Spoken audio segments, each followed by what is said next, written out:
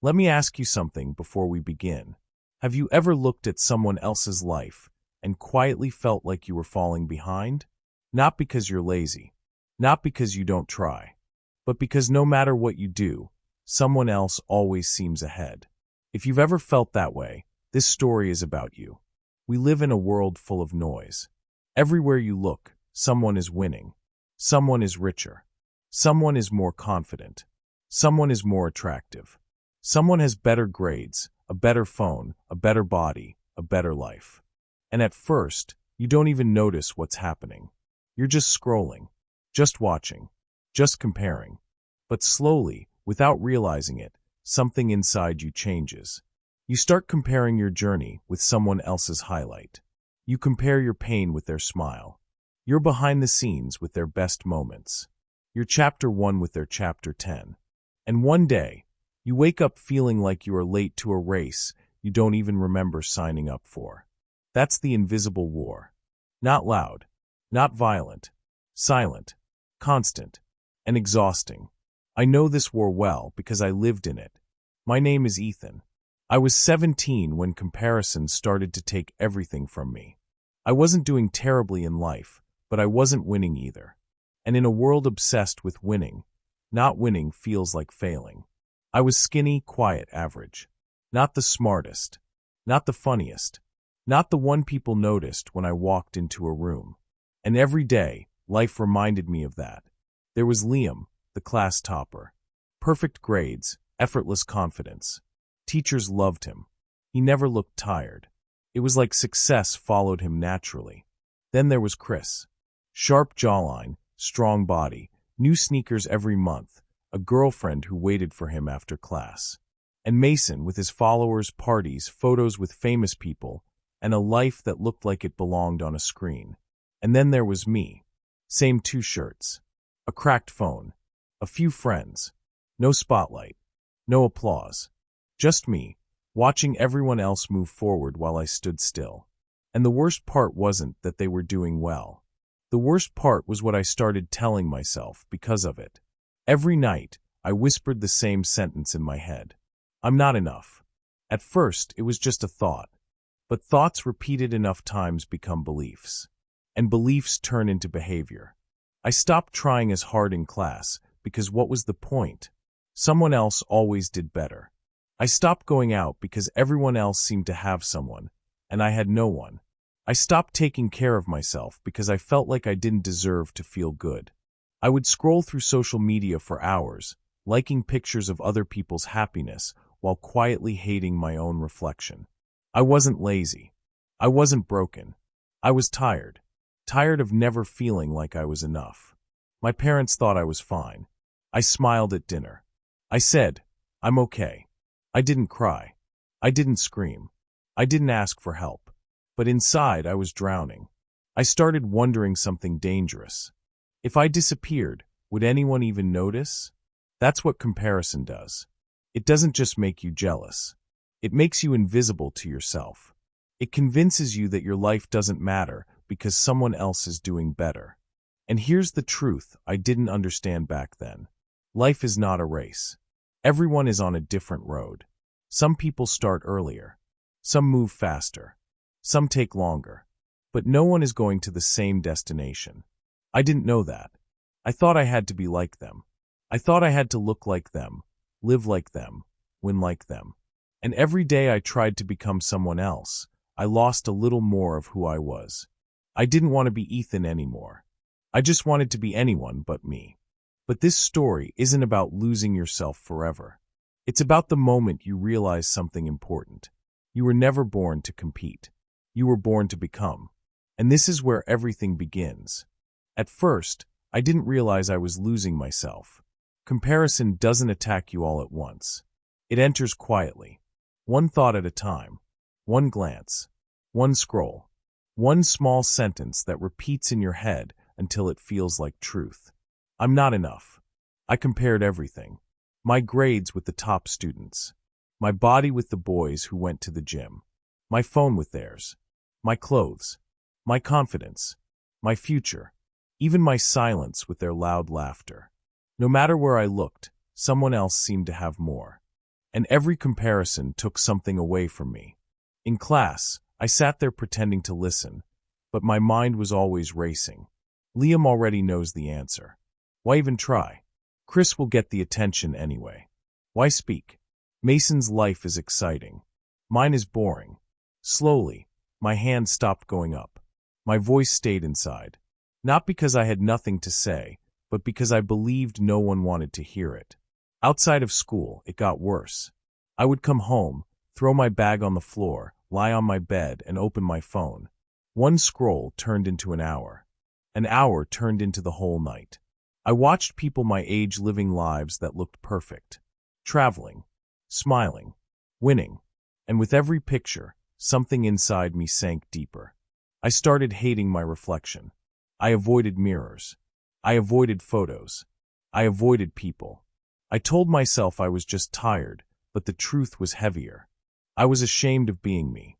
I wasn't just comparing my life to others. I was judging myself for not being them. My behavior changed. I stopped trying in ways that mattered. I told myself it was realistic. But really it was fear. Fear of failing. Fear of trying and still not being enough. So I quit before I could be rejected. I stopped going out with friends. What's the point? Everyone has someone. I have no one. I stopped taking care of myself. Why bother? I don't look like them anyway. I stopped dreaming. Dreams felt dangerous. They reminded me of how far behind I felt. At dinner, my parents would ask, "How was school?" I would say, "Fine." They would ask, "Are you okay?" I would smile and say, "Yeah." It wasn't a lie I said out loud. It was a lie I lived every day. Inside, I felt invisible. I felt like my life was happening somewhere behind everyone else's. I felt late. Not just late to success, but late to happiness. Late to confidence. Late to becoming someone worth noticing. At night, my thoughts were the loudest. I would lie in bed staring at the ceiling, listening to the same voice repeat over and over. I'm not enough. I'll never catch up. Everyone else has something special. I don't. The world would go quiet, but my mind never did.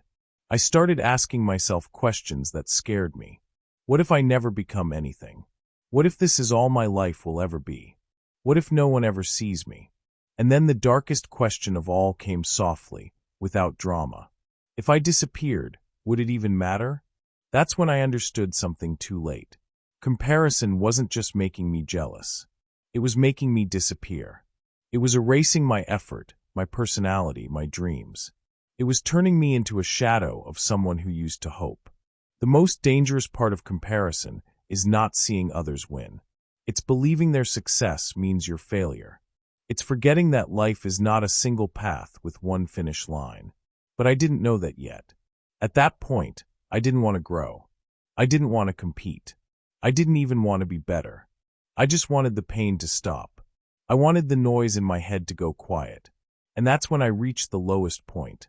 The moment where I stopped fighting myself and started questioning my place in the world. That's where the Real story begins. That night, I didn't feel angry. I didn't feel dramatic. I felt empty. The kind of emptiness that doesn't scream, but quietly asks, "What's the point?" I sat on my bed staring at the wall, listening to the same thoughts circle in my head like a storm that never touched the ground. I told my parents I had a headache. They believed me. They always did. I closed my door, turned off the lights, and sat there in the dark. Minutes passed. Then hours. I couldn't sleep. I couldn't cry. I just felt heavy. So I left. I didn't have a plan. I didn't know where I was going. I just needed silence. I put on my hoodie, stepped outside, and started walking. The street was empty. The air was cold. The sky was full of stars, but I never looked up. My eyes were on the ground, like I was afraid the universe might ask me a question I couldn't answer. I walked until my legs felt tired, and my thoughts felt louder than my steps. That's when I saw it. An old, broken bus stop at the edge of the road. No lights. No people. Just silence. And beside it, hanging on a wall, there was a mirror. It was cracked. Dirty. Forgotten. Probably left there years ago by some shop owner who never came back. I stood in front of it, breathing slowly, and for the first time in a long time, I looked directly at myself. I didn't see a boy with potential. I didn't see strength. I didn't see hope. I saw failure, disappointment, weakness. Every insecurity I had ever collected was staring back at me through that broken glass. My chest tightened. My throat hurt. And the words came out before I could stop them. Why can't I be like them? Why am I like this? Why wasn't I made better? I paused. My eyes filled with tears. And then I said the sentence that had been hiding inside me for years. I hate being me. Those 4 words hit harder than anything I had ever thought. That was the moment I truly felt lost. Because when you hate who you are, you don't just lose confidence. You lose your connection to life. You stop believing you deserve space in the world. I sat down on the cold bench near the mirror and cried. Not loudly. Not for attention. Just silently. The kind of crying that feels like something inside you is breaking apart. After a while, I heard footsteps. An old man stood a few meters away, holding a small lantern. He looked thin, tired, but calm. He must have seen me from his window. He didn't rush. He didn't panic. "Are you okay?" he asked softly. I wiped my face and gave the answer I always gave. "Yeah, I'm fine." He smiled gently, like he knew that answer well. Then he looked at the mirror I was staring into and said something I would never forget. "You know that mirror you're looking into? It's broken. So whatever you see in it isn't the truth." I looked at him, confused. "Maybe," he continued, "you're seeing yourself through the wrong glass." He met my eyes and spoke slowly, clearly. "Don't believe everything you think, especially when your mind is filled with comparison. You were never meant to live their story. You were meant to write your own." And then, just like that, he turned around and walked away. No lecture. No advice list. Just one sentence that felt heavier than everything I had been carrying. That night, I couldn't sleep. The words kept repeating in my mind. The wrong mirror. I realized I had been looking at myself through broken mirrors my entire life. The mirror of social media. The mirror of perfect classmates. The mirror of timelines, trophies, and expectations. And all of those mirrors were cracked. They showed me who I wasn't. They never showed me who I was. I wasn't healed. I still felt pain. I still felt doubt. But something had shifted. A small seed had been planted inside me. The idea that maybe I wasn't worthless. Maybe I wasn't late. Maybe I wasn't broken. Maybe I had just been looking at myself the wrong way. And for the first time in a long time, instead of wanting to disappear, I felt something else. Curiosity. That was the night everything stopped getting worse. And the morning it finally began to change. The next morning, I woke up before my alarm. That had never happened before. Usually, mornings felt heavy. They reminded me that another day of comparison was waiting. Another day of watching others move forward while I felt stuck. But this morning was different. Not happy. Not confident. Just quiet. The old man's words were still there, gently repeating in my mind. "You're seeing yourself through the wrong mirror." I sat on the edge of my bed and asked myself a question I had never asked before. What if I stopped comparing myself to others for just one day? Not forever. Not my whole life. Just one day. On the way to school, everything looked the same. The same road. The same buildings. The same people rushing past me. But something inside had changed. For the first time, I wasn't scanning the world to see who was better than me. I wasn't counting who was ahead, who was winning, who had more. I was just walking. And in that quiet, something painful became clear. Comparison had been draining my energy. Not my school. Not my family. Not my situation. Comparison. Every thought like they're better than me, or I'm late, was stealing my focus, my confidence, my strength. I wasn't tired because I was weak. I was tired because I was measuring myself all day long. In class, the teacher asked a question. A simple one. I knew the answer. I felt it in my chest. Normally, I would stay quiet. Liam always raised his hand first. Someone else always sounded smarter. I had learned to disappear. But this time, I remembered the mirror. The broken mirror. And a thought came to me, slow but clear. My voice doesn't need to be the best. It needs to be mine. Before I could overthink it, my hand went up. The room felt silent. My heart started beating faster. The teacher looked at me and nodded. I spoke. My voice shook a little. My words weren't perfect, but they were honest. When I finished, the teacher smiled. "Good thinking," she said. 2 simple words. But they felt heavy. Not because they were big, but because no one had said them to me in a long time. And something inside me whispered, maybe I'm not invisible. That afternoon, I went home and sat alone in my room. But this time, not in pain. I opened a notebook and wrote a title on the first page. Things I compare myself about. The list was long. Grades, looks, money, confidence, friends, life progress, other people's success. Then I turned the page and wrote another title. Things I can control. That list was shorter. Effort, habits, learning, discipline, consistency, honesty with myself. And suddenly, I saw the problem clearly. I had been comparing results without respecting process. I was angry at myself for not being somewhere I had never truly worked toward, because I was too busy watching others run their race. That night, I learned a powerful truth. I'm not late. I'm early in my own story. I asked myself another question. If no one was watching, who would I want to become? Not my parents. Not social media. Not society. Just me. The answer didn't come fast, but it came honestly. I want to be stronger, not for approval, but for self-respect.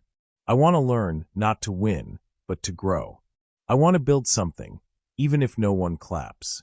For the first time, my dreams weren't borrowed from someone else. They were mine. I made a small promise that night. Not a dramatic one. Just this. I will stop asking why I am not like them. I will start asking how I can be better than yesterday. That promise didn't change my life overnight, but it changed something more important. My direction. I wasn't chasing others anymore. I was finally facing myself. And that was the moment comparison began to lose its power. Nothing magical happened after that day. There was no applause, no sudden confidence, no moment where I woke up and felt powerful. But something invisible had shifted. I stopped trying to prove myself, and I started trying to build myself. Quietly. I didn't announce my goals. I didn't post about change. I didn't tell anyone I was becoming a better version of myself. I just started doing small things every day. Waking up a little earlier. Studying with more focus. Eating better. Putting my phone down when comparison tried to pull me back in. There was no audience for this part of my life, and that's why it worked. Comparison is loud. Transformation is quiet. I noticed something else too. Every time I felt jealous, I paused. Instead of attacking myself or resenting others, I asked a new question. What can I learn from this? That single question changed everything. When I saw someone succeed, I didn't shrink anymore. I observed. I studied their habits, their discipline, their consistency. Jealousy stopped being poison and became information. I stopped copying people. I stopped wishing I had their life, their body, their timing. I realized that copying someone else's path only makes you disappear faster. So I started writing my own story, even if the pages were slow, even if no one was reading yet. I still felt fear. I still had insecurities. But now I had ownership too. Months passed. I wasn't famous. I wasn't at the top. I wasn't rich. But I was something far more powerful than I used to be. I was free. Free from the constant need to compare. Free from the pressure to impress. Free from hating myself for not being someone else. Then something unexpected happened. The school announced a talent competition. When I heard it, my heart started beating faster. Not because I wanted to win, but because years ago, before comparison stole my courage, I used to write songs. I never shared them. I always told myself, what's the point? Others are better. But this time felt different. I wasn't trying to win. I wasn't trying to be seen. I just wanted to show up for myself. So I signed up. I wrote a simple original song. Nothing perfect. Nothing impressive, just honest. On the final day, I stood on stage alone. My hands were shaking. The room was full. I could feel eyes on me. My old thoughts tried to come back. You're not good enough. They'll laugh. But then I remembered something important. My voice doesn't need to be perfect. It just needs to be mine. I took a deep breath and started singing. My voice cracked in the first few lines. Some people whispered. Some laughed quietly. My heart raced. But I didn't stop. I stayed. I finished the song. When it ended, the room was silent. Not because I was the best, but because I was real. Then came applause. Not loud, not dramatic, but honest. I didn't win the competition. Liam did, and something surprised me. I smiled when he won. A real smile. No bitterness. No pain. Because now I understood something the old version of me never could. When someone else shines, it doesn't make you dim. When someone else wins, it doesn't mean you've lost. I walked off that stage lighter than I had ever felt. Not because I was chosen, but because I had chosen myself. That night, I wrote one sentence in my notebook. I'm not here to compete. I'm here to become. And that was the real victory. Quiet, invisible, powerful. Ethan's story didn't end with fame, money, or applause. It ended with something quieter, but far more powerful, clarity. And now, this story is no longer just about Ethan. It's about you. Because if you're honest with yourself, you've been fighting the same invisible war. You've compared your body to someone else's fitness journey, your job to someone else's success, your chapter 1 to someone else's chapter 10. And every time you did that, you felt smaller. Not because you are less, but because comparison pulls you away from your own life. So let's pause and turn this story into something practical. Something you can actually use. The first step is awareness. You cannot stop comparison if you don't notice it. Pay attention to the moment your energy drops. That tight feeling in your chest. That quiet thought saying, I'm behind. Ask yourself, who am I comparing myself to right now? The moment you name it, you take back control. Comparison grows in silence. Awareness weakens it. The second step is understanding the truth about social media. What you see online is not real life. It's a highlight reel. People don't post their failures, their fears, their sleepless nights, or their doubts. You are comparing your full reality to someone else's edited moment. That is not fair, and it was never meant to be. Use social media as a tool, not a mirror. The third step is replacement. Don't just stop comparing. Replace it. When you feel jealousy, don't attack yourself. Don't attack them. Ask a better question. What can I learn from this? Curiosity turns pain into progress. It transforms envy into direction. The people you compare yourself to are not your enemies. They can become your teachers, if you let them. The fourth step is defining success for yourself. If you don't define what success means to you, the world will do it for you. And the world's definition will keep you tired, rushed, and empty. Ask yourself, what kind of life feels meaningful to me? What would make me proud, even if no one clapped? When you know your own definition, comparison loses its power. The fifth step is changing how you measure growth. Stop measuring your position. Start measuring your progress. You are not behind. You are becoming. Look at who you were last year, last month, last week. Healing, learning, and trying already count. Growth is not loud. It's steady. And now, before this story ends, I want you to hold on to one sentence. Let it become your anchor. I don't compare. I become. Say it again slowly. I don't compare. I become. You were never meant to live someone else's life. You were never meant to follow someone else's timeline. You were meant to walk your own path, at your own pace, in your own way. If this story touched you, stay with us. Subscribe so we can keep learning and growing together. And if you know someone who's silently comparing and hurting, share this with them. Sometimes one story is enough to change a direction. And remember this, always. You were always enough. You just forgot.